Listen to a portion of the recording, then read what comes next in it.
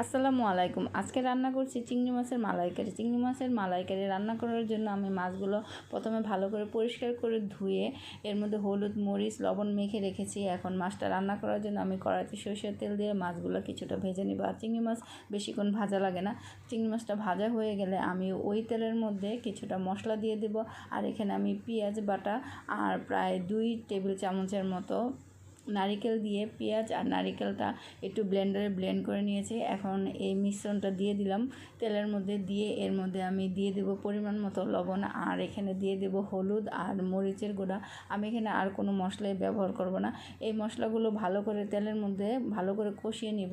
আর একটু সময় নিয়ে কষাতে হবে, যেহেতু নারিকেল বাটা দিয়েছি, নারিকেল আর পেঁয়াজের গন্ধটা যেন চলে যায়, এই জন্য একটু ভালো করে কষিয়ে নিতে হবে।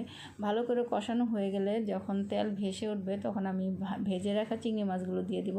চিংড়ি মাছ দিয়ে একটু ভালো করে মিশিয়ে নেব মশলার সাথে। এরপর এখানে দিয়ে দেব পরিমাণ মতো পানি, আর পানির পরিমাণটা অল্প দিলে হবে, যেহেতু চিংড়ি মাছ রান্না করতে বেশি সময় লাগে না।